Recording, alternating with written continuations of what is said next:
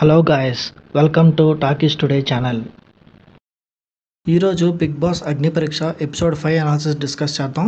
So వీడియోకి వెళ్ళే ముందు మీరు మన ఛానల్ ఫస్ట్ టైం చూస్తున్నట్టయితే ఒక లైక్ చేయండి, ఒక కామెంట్ చేయండి, అలాగే మన ఛానల్ సబ్స్క్రైబ్ చేసుకోండి. చాలామంది మన ఛానల్ సబ్స్క్రైబ్ చేసుకోకుండానే వీడియోస్ చూస్తున్నారు గైస్. మీరు సబ్స్క్రైబ్ చేసుకుని చూడడం వల్ల ఛానల్కి ఎంత ఎంకరేజ్మెంట్గా ఉంటుంది. సో సబ్స్క్రైబ్ చేసుకుని వీడియోస్ చూడండి. ఇంకా లేట్ చేయకుండా వీడియోలోకి వెళ్ళిపోదాం. Let's get started. Bigg Boss season 9 Telugu episode 5 analysis.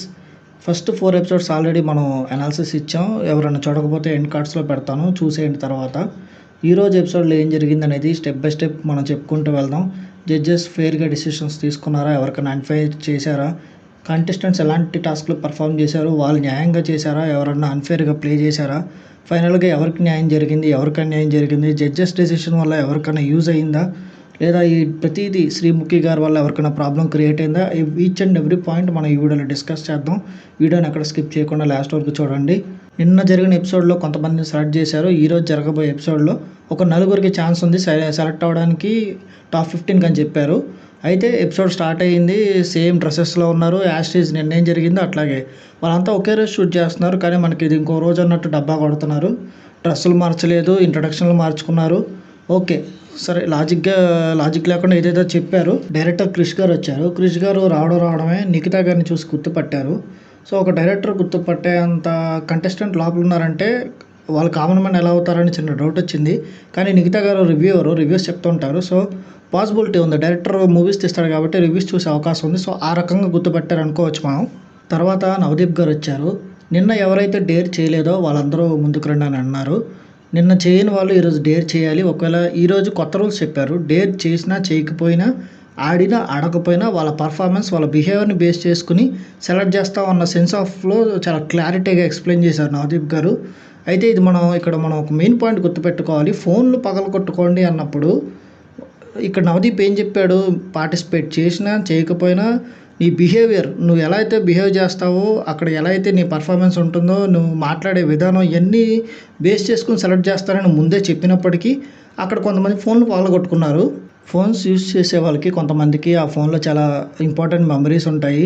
Phones పగలగొట్టుకోమని చెప్పినప్పుడు ఎందుకు మనం ఒక మెమరీకి సంబంధించిన ఆబ్జెక్ట్ని పగలగొట్టుకోవాలని అక్కడ జడ్జెస్తో ఆర్గ్యూ చేసి ఉంటే, ఆ సెన్స్ ఆఫ్ హ్యూమర్లో బిహేవ్ చేసి ఉంటే ఆ కంటెస్టెంట్ అక్కడికక్కడే సెలెక్ట్ అయ్యేవాడేమో అనిపించింది. కానీ వీళ్ళకు ఆ కొంచెం సెన్స్ ఆఫ్ హ్యూమర్ కూడా యూజ్ చేయకుండా ఫోన్లు పాల్గొట్టారు. నవదీప్ గారు చాలా క్లియర్గా చెప్పారు, ఆడినా ఆడకపోయినా బిహేవియర్ చూస్తామని.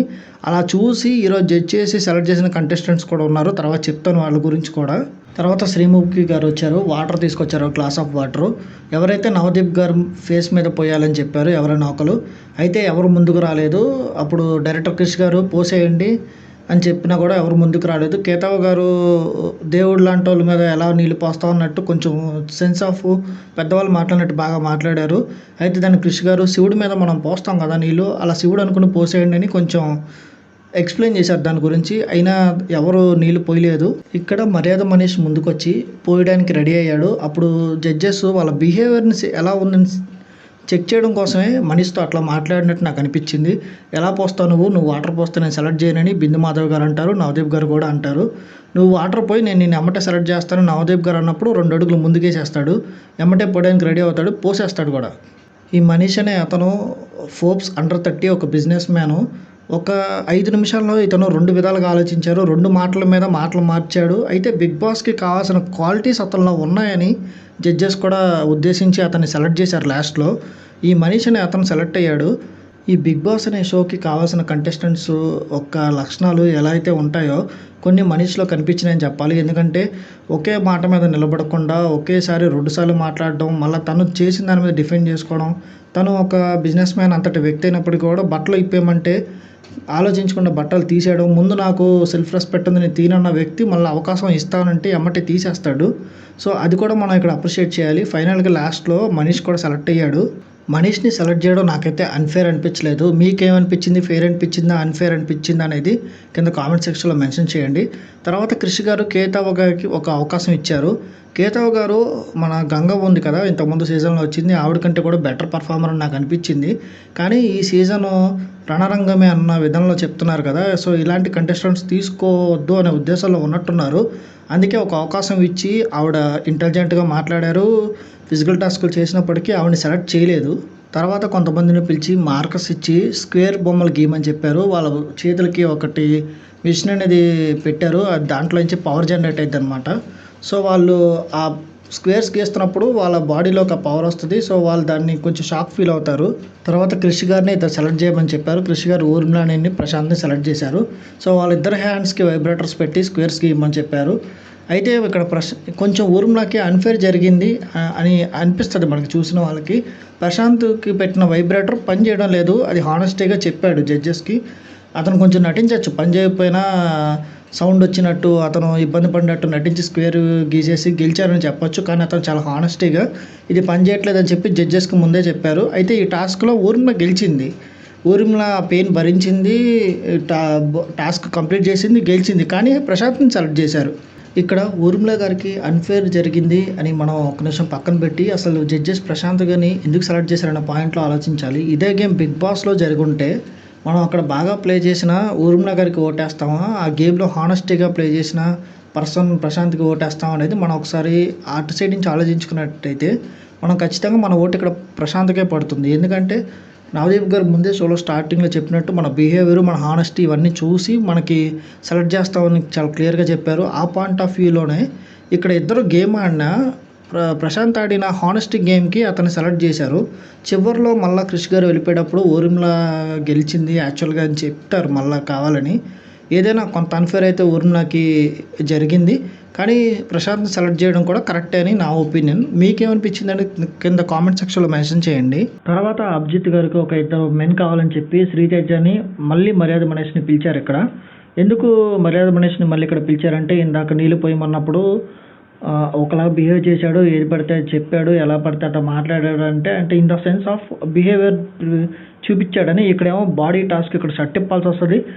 తీస్తాడా లేదా అనే పాయింట్ ఆఫ్ వ్యూలో అతను ఎట్లా బిహేవ్ చేస్తాడో చెక్ చేయడం కోసం మర్యాద మనీష్‌ని మళ్ళీ ఇక్కడ పిలిచారు.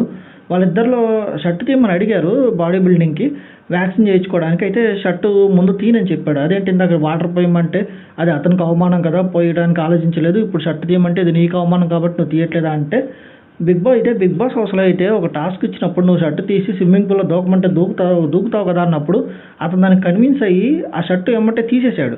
అతను ఒక బిజినెస్ మ్యాను, పబ్లిక్‌లో ఇట్లా షర్ట్ తీస్తే ఏమవుతది ఇవన్నీ ఆలోచించి ఉంటాడు మైండ్‌లో. తర్వాత జడ్జెస్ చెప్పిన దానికి కన్విన్స్ అయ్యి ఎందుకంటే షర్ట్ తీస్తే డైరెక్ట్‌గా గోల్డెన్ సెట్ ఇస్తామని చెప్పేశారు జడ్జెస్ ఫైనల్‌గా. సో, ఇవన్నీ ముందు టాస్క్‌లోను ఈ టాస్క్‌లోను కన్సిడర్ చేసుకొని మర్యాద మనీష్‌ని సెలెక్ట్ చేశారు. ఈ type of contestants Bigg Boss హౌస్‌కి కావాలి. ఈ మెంటాలిటీ, ఇట్లా మాట్లాడే విధానం, ఈ స్ట్రాటజీస్ ప్లే చేసే వాళ్ళే కావాలన్న పాయింట్ ఆఫ్ సెన్స్‌లో మర్యాద మనీష్‌ని సెలెక్ట్ చేశారు జడ్జెస్. తర్వాత శ్రీతేజని ఒకరిని సెలెక్ట్ చేసుకోమంటే నాగప్రసాద్‌ని సెలెక్ట్ చేసుకున్నాడు. అయితే పక్కన షాకిబ్ మొదటి నుంచి శ్రీతేజతో మంచిగా మాట్లాడుతూ ఫ్రెండ్షిప్ మచ్చ అంటూ ఆల్రెడీ క్లోజ్ అయిపోయినట్టు కనిపించారు. నన్ను తీసుకోవాలంటే వద్దు నాగప్రశాంత్ అన్నప్పుడు షాకిబ్ కొంచెం సీరియస్ అయిపోయాడు శ్రీతేజ మీద. యాక్చువల్‌గా ఈ టైప్ ఆఫ్ బిహేవియర్ అనేది బిగ్ బాస్ హౌస్‌లో కంటెస్టెంట్స్‌కి కావాలి. షాకిబ్ తర్వాత ఫోన్ పగలగొట్టుకోవడం ఈ పాయింట్ ఆఫ్ వ్యూలో ఉంది అతనికి ఆల్రెడీ. సో, వీళ్ళు టాస్క్ పర్ఫార్మ్ చేశారు. వ్యాక్సినేషన్ నేర్చుకోవాలనేది ఆ స్టిక్కర్ పీక్కోవడం బాడీ మీద అది కొంచెం పెయిన్‌ఫుల్లే. బట్ చేశారు. ఎవరు సరిగ్గా చేయలేదు. ఇక్కడ నాగప్రశాంత్ ఆల్రెడీ ఇంకొక టాస్క్‌లో పర్ఫార్మ్ చేశాడు. సో, ఈ టాస్క్‌లో కూడా పర్ఫార్మ్ చేశాడు కాబట్టి నాగప్రశాంత్‌ని ఇక్కడ జడ్జెస్ తీసుకున్నారు. శ్రీతేజని తీసుకోలేదు. ఇక్కడ ఎలాంటి అన్‌ఫెయిర్ డెసిషన్ ఏం లేదు. శ్రీతేజ పర్ఫార్మెన్స్ అక్కడ అంతే ఉంది. సో, ఇతన్ని సెలెక్ట్ చేయడంలో, నాగప్రసాద్‌ని సెలెక్ట్ చేయడంలో జడ్జెస్ కరెక్టే ఈ విషయంలో కూడా. తర్వాత ఈరోజు ఎపిసోడ్‌కి ఇదే ఫైనల్ టాస్క్. శ్రీముఖి గారు ఎవరైతే సెకండ్ ఛాన్స్ ఎవరికి రాలేదని ఉన్నారో వాళ్ళందరూ రమ్మని పిలిచారు. సో, సెకండ్ ఛాన్స్ రాని వాళ్ళందరూ వచ్చి లైన్‌లో నిలబడ్డారు. వాళ్ళ ఫోన్‌లన్నీ తీసుకొచ్చి ఎదరపెట్టారు. అయితే ఎవరైతే ఆ ఫోన్‌ని ఆ సుత్తితో పగలగొట్టేసుకుంటారో వాళ్ళు అని చెప్పి వాళ్ళు గెలుస్తారు ఈ టాస్క్ అన్నట్టుగా చెప్పారు జడ్జెస్. ఇక్కడ ఏంటంటే నవదీప్ గారు బిగినింగ్‌లోనే చెప్పారు. ఇక్కడ మీ పర్ఫార్మెన్స్ మీరు పార్టిసిపేట్ చేసినా, చేయకపోయినా, గెలిచినా, ఓడినా మీ బిహేవియర్ ఎలా ఉంది, మీరు ఏది డిఫెండ్ చేసుకుంటున్నారు, ఎలా మాట్లాడుతున్నారు అనే దాన్ని బట్టి సెలెక్ట్ చేస్తామని చాలా క్లారిటీగా చెప్పారు. అయినా షాకిబ్ ఇక్కడ తన ఫోన్ పగలగొట్టుకున్నాడు, ఏడ్చాడు, ఎమోషనల్ అయ్యాడు. తర్వాత షాకిబ్‌ని చూసి అక్కడున్న మిగతా కంటెస్టెంట్స్ కూడా ఎమోషనల్ అయ్యారు. ఫైనల్‌గా అతను మిగతా టాస్కుల్లో అతని బిహేవియరు, ఈ టాస్క్‌లో అతని గేమ్ ప్లే చూసి షాకిబ్‌ని సెలెక్ట్ చేశారు జడ్జెస్. అయితే ఈ టాస్క్‌లో ఎక్కడ కొంచెం అన్‌ఫెయిర్ అనిపించిందంటే అప్పటికి షాకిబ్ పగలగొట్టుకున్నాడు. పక్కన నిఖిత కూడా కొంచెం పగలగొట్టింది. ఇంకా సెలెక్ట్ అవ్వదని తెలిసి కూడా జడ్జెస్ మళ్ళా తన ఫోన్‌ని ఇంకో కవర్‌లో పెట్టించి మళ్ళా పగలగొట్టిస్తారు. Which is very unfair. చాలా నాకు బాధగా అనిపించింది కూడా. ఒక ఫోన్ అంటే అలా మెమరీస్ ఉంటాయి, పర్సనల్ విషయాలు ఉంటాయి, చాలా ఇంపార్టెంట్. తను అప్పటికే పగలగొట్టింది, సరిగ్గా పగలలేదని చెప్పి మళ్ళీ పగలగొట్టించడం ఏదైతే ఉందో కొంచెం నాకు అన్ఫేర్గా అనిపించింది. ఎందుకంటే తను ఇంకా సెలెక్ట్ అవ్వదు, అక్కడ షాకిబ్ని సెలెక్ట్ చేసేసారు. అయినా తనతో ఈ టాస్క్ చేయించడం నాకు కంప్లీట్లీ అన్ఫేర్ అనిపించింది. ఇంకా ఉంది, ఇంకొక అన్ఫేర్ ఏమనిపించిందంటే తహలియా గారిని సెలెక్ట్ చేయడం.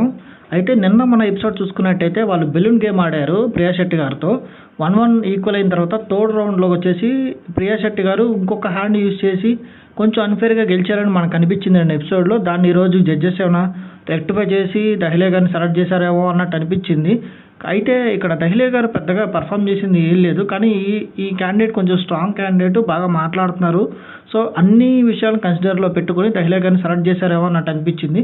కొంతమందికి దహ్లియా గారి సెలక్షన్ ప్రాసెస్ అన్ఫేర్గా అనిపించింది.